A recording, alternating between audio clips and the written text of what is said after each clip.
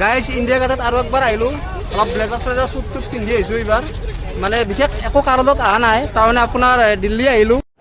ভাবিলোঁ এইবাৰ আপোনালোকক ইণ্ডিয়া গেটৰ বিষয়ে অলপ নজনা কথা জনাওঁ আৰু। আচলতে ইণ্ডিয়া গেটখনৰ ডিজাইনাৰ আছিল আপোনাৰ ছাৰ এডৱিন লুণ্টিয়াৰ্ছ, আৰু এই ইণ্ডিয়া গেটখন আপোনাৰ ব্ৰিটিছৰ দিনত তৈয়াৰ হৈছিল। ইণ্ডিয়া গেটখনৰ আধাৰশিলা স্থাপন হৈছিল আপোনাৰ 10 ফেব্ৰুৱাৰী 1921 চনত, আৰু প্ৰায় 10 বছৰৰ অন্তত 12 ফেব্ৰুৱাৰী 1931 চনত ইয়াৰ উদ্ঘাটন কৰিছিল আপোনাৰ ব্ৰিটিছ চৰকাৰৰ তৎকালীন ভাইচৰয় লৰ্ড ইৰউইনে।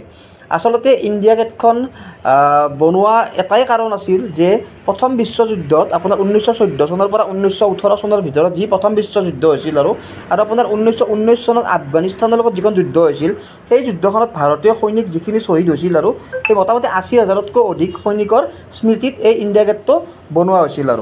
আৰু এটা কাৰণ আছে ইয়াতে, আপোনাৰ 1971 চনত যেতিয়া ইণ্ডিয়া আৰু পাকিস্তানৰ যুদ্ধ হৈছিল, যুদ্ধ হওঁতে পাকিস্তানৰ লগত যুদ্ধ কৰোঁতে আমাৰ ইণ্ডিয়াৰ যিখিনি শ্বহীদ মানে আছিল আৰু তেখেতসকলৰ স্মৃতিটো তাৰমানে অমৰ জৱান জ্যোতি বুলি ইয়াতে এটা স্মৃতি আপোনাৰ ইনক্লুড কৰা হৈছিল। আৰু এইটো আপোনালোকক দেখাই আছোঁ, এইটো আপোনালোকৰ অমৰ জৱান জ্যোতি হয়, এইটো 1971 চনত ইয়াতে ইনক্লুড কৰা হৈছিল ইণ্ডিয়া গেটৰ ভিতৰত।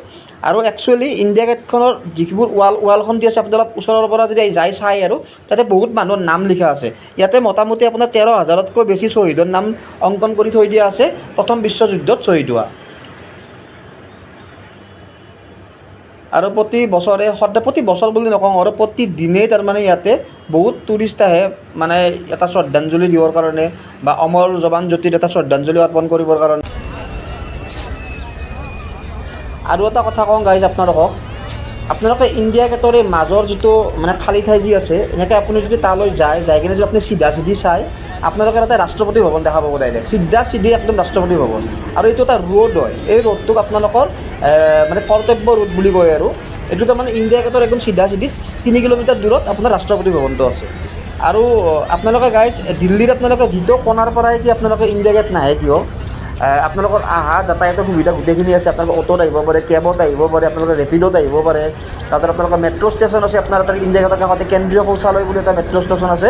আপোনালোকে কেন্দ্ৰীয় শৌচালয়ৰ টিকেট কাটিব লাগিব, তাত